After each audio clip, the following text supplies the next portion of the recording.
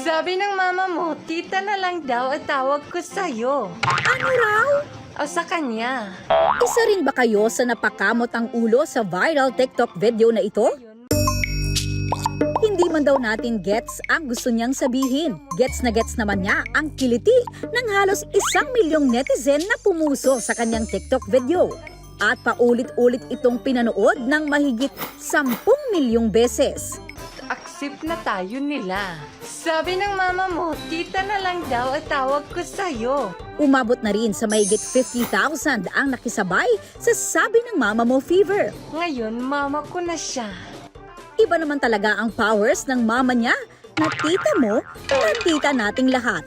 Pero sino nga ba ang viral TikTokeress na ito at ano nga ba talaga ang gusto niyang sabihin? Sabi ng mama mo, Ang viral TikTok star natagpuan namin sa Tacloban City. My name is Jero Cabiao, aka Tutua, 19 years old from Barangay 94, Tigbao, Tacloban City. At naniniwala ako sa isang kasabihan, kung totoo man may pangit, totoo ring may maganda. Ayan!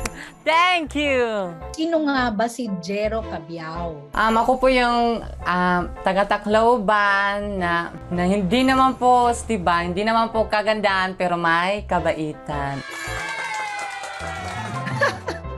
Uy, grabe ka naman. Hindi ka gandahan. Lahat naman tayo may ganda. Yung kaunti lang po, di ba? At least may kaunti, di ba? Oo, at least may, kumbaga sa 100%, may 10%. Curious lang ako, bakit naman Totowa yung napili mong screen name? Di ba yung sa Encantadia parang ganon? Tapos yung mga kaibigan ko naman po, parang natutuwa po sila sa akin. Tapos pinagsama na nila, like natutuwa, like tutuwa, parang ganyan. Namiss mo ba ako? Sa edad na 19, maituturing na siyang TikTok famous. Ang kanyang followers umabot na sa mahigit 800,000.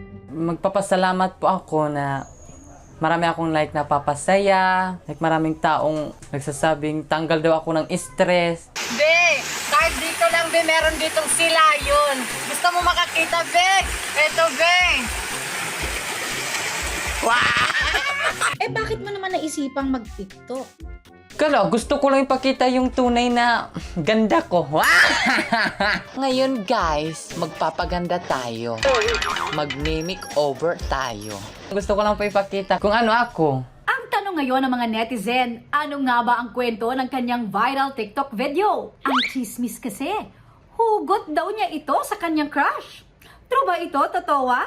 Ganito kasi po yun, like meron pa akong like crush na isang tao. Tapos, yung gusto mo pa ipasabi sa kanya nga, sabi ng mama mo, gusto na daw ako i-accept ng mama mo, parang ganyan. Tanggap na daw tayo ng mama mo. Pwede na daw tayo magsama kasi accept na tayo. Parang yung crush mo gusto mong pagsabihan ng ganyan.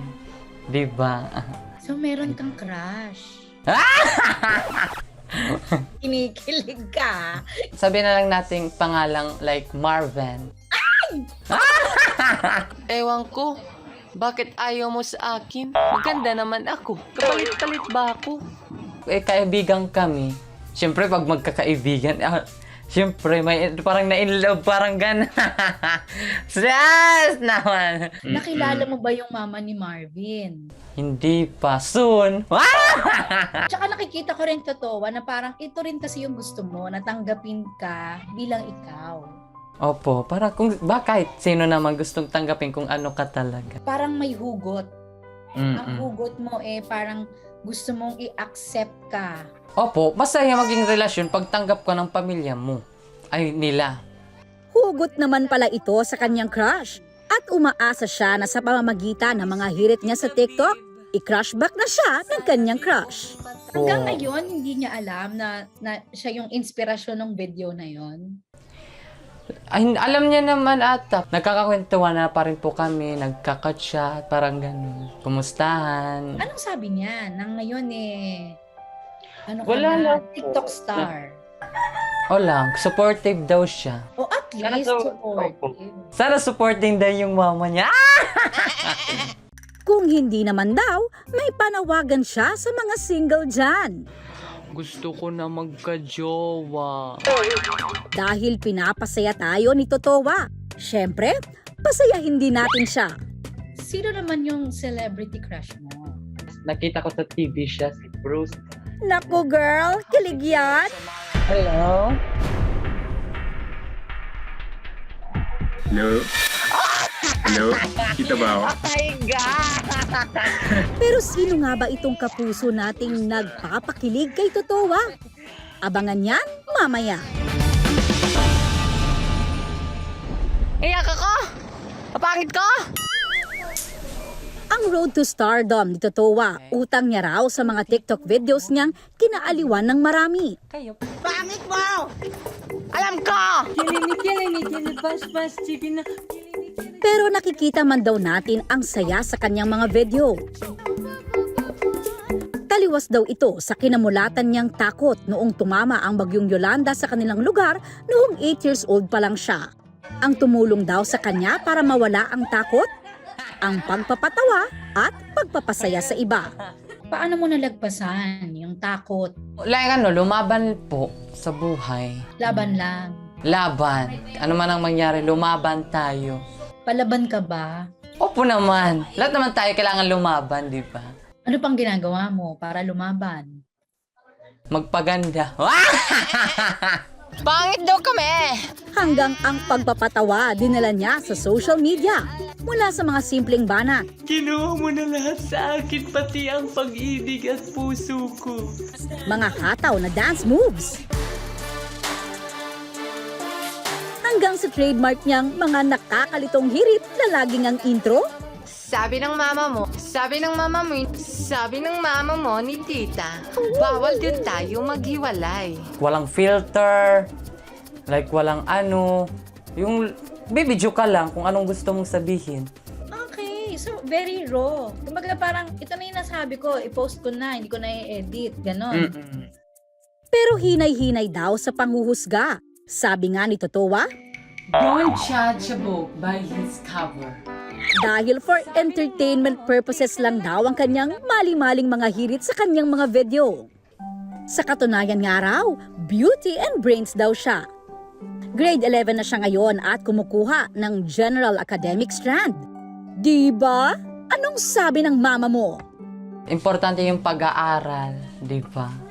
Importante para sa kinabukasan din natin yun. Ano bang pangarap mo? Yung nasa barko po, like cruise ship. Pangarap ko ba yun? Yung nandun ka sa mga dagat. Ayan.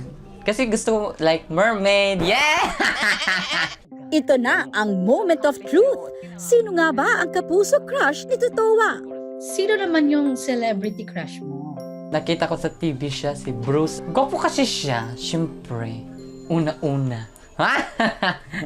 Ang kanyang kapuso crush ang isa sa mga kinakiligan sa teleseryeng Prima Donnas, si Bruce Roland. Hello?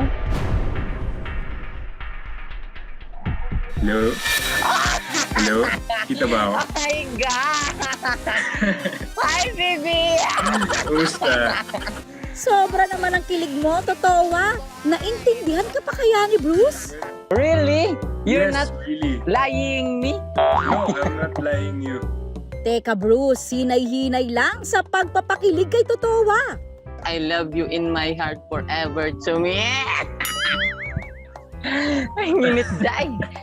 Ako pa may pay ko. Ang sweet naman. Pang ng kaldero. Akala ko video lang to. Hindi. Video greeting. Hindi, Kausap pala nag-prepare kita. ako dito. Ano Totowa? Kaya mo pa ba? Sobrang tutuwa ako. I love you. Yes, your mother is my mother. Is we are forever. Si Bruce hindi rin nakaligtas sa hirit ni Totowa. Nasaan ka ngayon? Nasa bahay? Nakapuso mo nga. Nakapuso. Pero okay ba yung tito mo na papa mo na pwede maging ikaw yung papa ko na tito ko yung Joan na pwede yung papa ko? Pwede ba yun? Oo, kasi ang mama mo at ang mama ko ay okay sila pagkasundo sila sa puso natin para ang ating puso ay magsama forever and together. Yes, to do what today. Haba ng buhok mo, girl. Hashtag sana all. isa din si Totoo sa mga idol ko eh. Papanood ko sa TikTok. I feel very special dahil crush ako ng anak ng tito ko, ng tito ng tatay ko. And yung tito ng tatay ko, anak niya siya ko. Sobrang special. Sobrang special, di ba? Yes, you're special to me. Humirit pa ng picture. Iba ka talaga, Totowa. Saying bye-bye, Totoo. Bye-bye. Love you, B. From kilig, syempre, hindi ako magpapahuli. Hindi pwedeng hindi ako makikiduet kay Totowa. Bros, hindi yung... Sabi ng mama mo, tita na lang daw at tawag ko sa'yo. O sa kanya. Ngayon, mama ko na siya. Ang tita mo noon. Ngayon. Kaya, pwede na tayo magsama kasi accept na tayo nila. Ng mama mo sa tita ko noon. Tita na lang Hindi man daw malinaw ang kanyang mga hirit sa kanyang mga video. bawal din tayo maghiwalay. Ang malinaw raw kay Totowa, ang pagiging masaya at positibo sa buhay kahit sa gitna ng mga pagsubok sa buhay. Alam mo naman, pag ganitong mukha, kailangan maging masaya na lang. Di ba? I love the energy Dapat naman Yeah. talaga ganyan. Laging masaya. Huwag tayong magpa-apekto sa mga problems and everything. Ako si Aubrey Carampel, kasama sa iisang brigada.